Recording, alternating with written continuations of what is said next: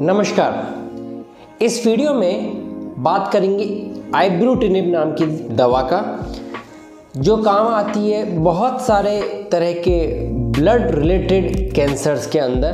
क्या side effect हो सकते हैं, कैसे मैनेज करना है, ये सारी बातें पेशेंट पर्सपेक्टिव के लिए जो ज़रूरी है पेशेंट को जानना इस दवाई को स्टार्ट करने से पहले। आइए बात करते हैं। सबसे पहले सही नाम इज़ नॉट इब्रूटिनिब, इट इज़ आइब्रूटिनिब। कैसे लेते हैं? कैप्सूल फॉर्म में ये आती है, मुंह से हम लेते हैं। कीमोथेरेपी नहीं है, इसलिए इंजेक्शन वगैरह नहीं है। ये आइब्रूटिनिब को देने से पहले हम कुछ ब्लड टेस्ट करते हैं, जैसे CBC, RFT, LFT और ECG।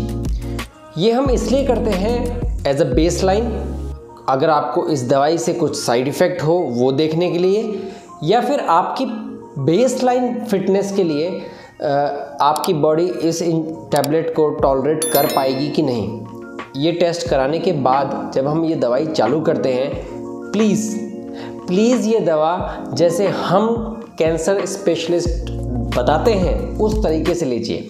यूजुअली ये दवा की डोज करीब 3 या 4 या कभी कभी 5 कैप्सूल भी एक साथ आती है।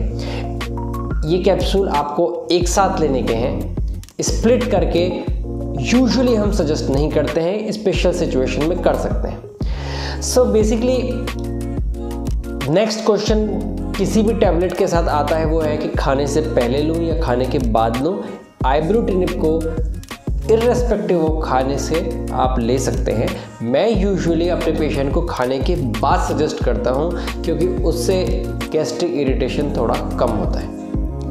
अभी खाना लिया और वॉमिट हो गई तो मैं सजेस्ट करता हूं प्लीज़ दूसरी टैबलेट नहीं लीजिए। आपकी जो डोज थी, जैसे अगर आप 4 टैबलेट लेने वाले हैं तो टोटल आप 4 ही एक दिन में डब्बे से निकालिए। एक टैबलेट अगर वॉमिट हो गई उसको डिस्कार्ड कर दीजिए। आइब्रूटिनिब लॉन्ग एक्टिंग ड्रग है, एक गोली मिस करने से बहुत फ़र्क नहीं पड़ता। ये बात, अगर आप गलती से डोज मिस कर दें, भूल जाए, अगर 12 घंटे तक अगर आपको याद आ गया कि आज की डोज नहीं ली है तो आप डोज ले सकते हैं। 12 घंटे से ज़्यादा अगर आप लेट हो चुके हैं तो आज की डोज स्किप कर दीजिए, कल अपने नई डोज लीजिए। कुछ ऐसे ओवर द काउंटर मेडिकेशंस हैं जो आइब्रूटिनिब के साथ रिएक्शन रखते हैं, इंटरेक्शन रखते हैं। जैसे एक एंटी फंगल है कीटोकोनाजोल, स्किन के इन्फेक्शन एंड जहाँ पे रिंग वर्म्स वगैरह होते हैं, डर्मेटोलॉजिस्ट इसको प्रेस्क्राइब करते हैं। या कुछ लोग इस तरह की मेडिसिन पे होते हैं, कोई TB मेडिसिन जैसे रिफैम्पिसिन या रिफैम्पिन।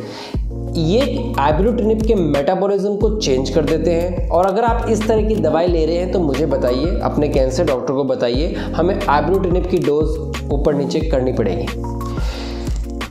इसके अलावा खाने में कोई रेस्ट्रिक्शन नहीं है, आप जो चाहे खा सकते हैं एक्सेप्ट ग्रेप फ्रूट का जूस। ग्रेप्स नहीं होते हैं। पिक्चर आपको डिस्प्ले किया है एग्जैक्टली ग्रेप फ्रूट्स क्या होते हैं। ये रूटीनली अवेलेबल नहीं होते, लेकिन लोग कंफ्यूजन में ग्रेप खाना छोड़ देते हैं। Grapefruit is different, grapes are different. Avoid grapefruits, you can take grapes. Ibrutinib chemo नहीं है, लेकिन हो सकता है कि आपके स्पर्म्स, शुक्राणु या ओवम को थोड़ा कुछ डैमेज करें या उनके मेटाबॉलिज्म में चेंजेस लाएं। इसके लिए आइब्रूटिनिब लेते वक्त avoid getting pregnant, avoid making someone else pregnant, किसी और को प्रेग्नेंट या प्रेग्नेंट ना हुई है।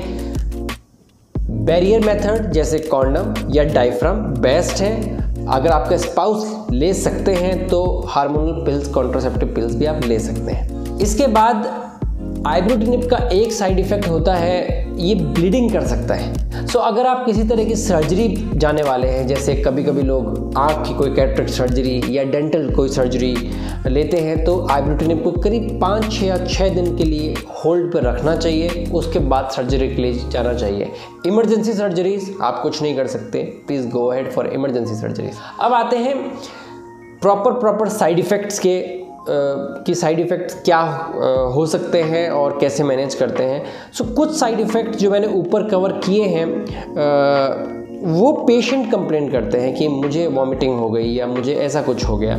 कुछ साइड इफ़ेक्ट्स आपकी लैब रिपोर्ट्स में दिखते हैं। सो अगर आप इब्रूटिनिब लेते 1 महीना हो गया है और आप ECG करा रहे हैं, CBC, RFT, LFT करवाते हैं, जो हम महीने में एक बार करवाते हैं, तो उसके अंदर कुछ चेंजेस दिखते हैं। जैसे आपके WBC कम हो सकते हैं, प्लेटलेट कम हो सकते हैं, या फिर हीमोग्लोबिन कम हो सकता है, या ECG के अंदर कुछ चेंजेस आ सकते हैं जिसको हम QTC प्रोलॉन्गेशन बोलते हैं। सो इस सिचुएशन में क्या करना है, तो अगर आपके WBC कम है, यूजुअली हम सजेस्ट करेंगे कि डोज कम करना है या डोज आप कुछ दिन के लिए बंद कर दीजिए। इस दौरान अगर आपको फीवर आ जाए तो इसको फेब्राइल न्यूट्रोपिनिया कहते हैं। फेब्राइल न्यूट्रोपिनिया में हम आपको एक इमरजेंसी किट देते हैं जिसके अंदर अमोक्सिसिलिन, क्लेवुलानिक एसिड और सिप्रोफ्लॉक्सासिन का कॉम्बिनेशन होता है। ये आपको चालू करना चाहिए अगर फीवर मोर देन 100 डिग्री आ रहा है और साथ में कोई साइन ऑफ इन्फेक्शन जैसे यूरिन के अंदर बर्निंग सेंसेशन, कफ या डायरिया, इस तरह के अगर सिम्टम्स हैं तो आपको इन्फेक्शन को ट्रीट करना चाहिए। हीमोग्लोबिन कम होने से आपको थकान रह सकती है, डिप्रेशन, मूड ख़राब रहना, इस तरह के सिम्टम्स आ सकते हैं। ये लैब के ऊपर मालूम चलता है। प्लेटलेट कम होने के कारण आपको ब्लीडिंग हो सकती है, जैसे स्पॉन्टेनियस ब्लीडिंग, मसूड़ों से खून आना, नाक से खून आना या स्टूल्स के अंदर खून आना, इस तरह के सिचुएशन अराइज हो सकती है। सो आप क्या कर सकते हैं, सॉफ्ट ब्रिसल्स वाले टूथब्रश से यूज़ करिए। बच्चों वाले जो टूथब्रश होते हैं वो यूज़ करिए। बहुत प्रेशर के साथ टूथब्रश मत करिए। बहुत लोगों की आदत होती है नाक में उंगली डाल के साफ़ करने की, वो मत करिए। अगर आप ऐसी डेंजरस या ऐसे एक्टिविटीज़ में इन्वॉल्व है जहां आपको कट लग सकता है, फॉर एग्जांपल सब्जी काटना या heavy machinery like drill machine, हथौड़ा, छेनी, ड्यूरिंग दिस ट्रीटमेंट आप वो सब अवॉइड करिए। अगर कोई आप ऐसी दवाइयाँ ले रहे हैं जो ब्लड को पतला करती है, जैसे एस्प्रिन, क्लोपिडोग्रेल, हेपारिन, एलिक्वेस, इस तरह की दवाइयाँ यूजुअली हार्ट पेशेंट लेते हैं। अपने आप से वो दवाइयाँ बंद मत करिए, मुझे बताइए, अपने डॉक्टर को बताइए, कार्डियोलॉजिस्ट को बताइए। बेस्ड ऑन इनके इंटरेक्शन हम आइदर ऑफ दोनों के डोज चेंज करेंगे या डोज में मॉडिफिकेशन करेंगे। इसके लिए आप खुद से एक्शन ना लीजिए। यूजुअली तो नोज़िया वॉमिटिंग नहीं होता है आइब्रूटिनिब के साथ, फिर भी अगर किसी को हो रहा है तो आप ओंडासेटोन नाम की टैबलेट 4 mg की दिन में 3-4 बार ले सकते हैं। This is completely safe. इसके अलावा नेचुरल है कि अगर वॉमिटिंग हुई है तो आपको अपने फ्लूइड लेना चाहिए। स्मॉल फ्रीक्वेंट मील्स या स्मॉल फ्रीक्वेंट फ्लूइड इनटेक आपको फॉलो करना चाहिए। एक साथ 1 लीटर पानी पीने की बजाय हर आधे घंटे में एक 100 ml में क्वांटिटी में पीना चाहिए। सेम चीज़ मैं कहूँगा कि डायरिया में होता है तो लोग खाना पीना बंद कर देते हैं, तो आइब्रूटिनिब के बाद डायरिया शुरू यूजुअली कुछ दिन के बाद होता है। सो आपको ओरल हाइड्रेशन ORS रेगुलर लेना चाहिए। जितनी बार लूज मोशन हो उतनी बार आपको ORS लेना चाहिए।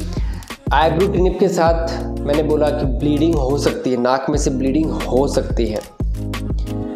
अब इस ब्लीडिंग को कंट्रोल कैसे करना है? सो इस ब्लीडिंग को कंट्रोल करने के कुछ स्टेप्स हैं। फॉर एग्जांपल, सीधे बैठ जाइए, नाक को पिंच करिए, पिंच करके कुछ देर ऐसे रखिए, करीब 5 से 10 मिनट। ड्यूरिंग दैट टाइम आप मुंह से ब्रीदिंग करिए। इस सिचुएशन के अंदर जो अगर कोई ब्लीडिंग होती भी है तो वो गले से नीचे चले जाती है। ध्यान रखिए कि वो सांस की नली में ना जाए। आप ब्लड को गटक सकते हैं, स्वेलो कर सकते हैं ताकि वो पेट में चले जाए। 5 से 10 मिनट ऐसे होल्ड करने के बाद आप छोड़ के देखिए ब्लीडिंग कंट्रोल हुई कि नहीं हुई।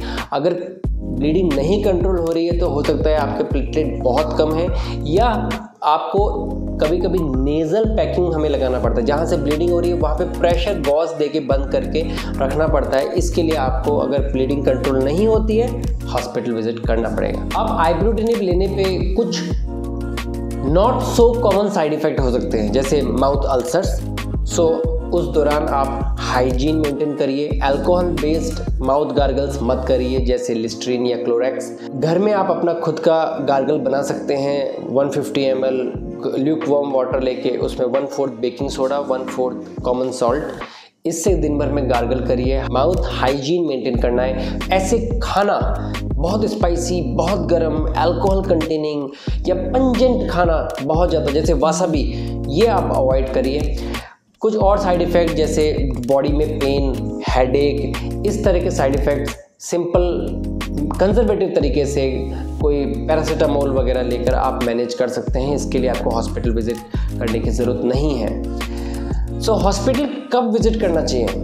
सो अगर आइब्यूटिनिब लेते लेते आपको हाई ग्रेड फीवर आने लगे, साइंस ऑफ इन्फेक्शन आने लगे, कफ है, डायरिया हो गया, यूरिन में इन्फेक्शन, जलन हो रही है, इस तरह के सिम्टम्स हैं, ब्लीडिंग हुआ, ब्लीडिंग कंट्रोल में नहीं आ रहा है, वो सिम्टम्स हैं, या फिर आपको बहुत ही ज़्यादा हार्ट के अंदर फ्लटरिंग या हार्ट की रिदम बराबर नहीं लग रही है, तो सडनली आपका बीपी कम हो गया, तो आपको हॉस्पिटल में विज़िट करना चाहिए। हम आपके ईसीजी, ब्लड टेस्ट करा के देखेंगे क्या इस दवाई से कोई साइड इफ़ेक्ट हुए हैं कि नहीं। यूजुअली ऐसा नहीं होता है, सो घबराइए मत। मेरी दूसरी वीडियो है साइड इफ़ेक्ट्स ऑफ कीमोथेरेपी के पॉसिबिलिटीज़ और प्रोबेबिलिटीज़ पे, वो वीडियो आप देखिए।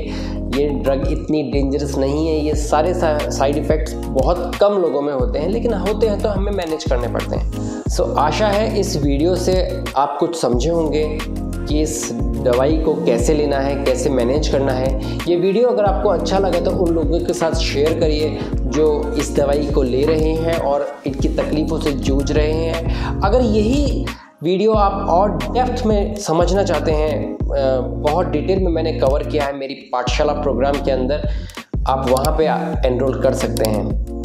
सो इजाज़त चाहूँगा। Please subscribe to my channel. Thank you very much.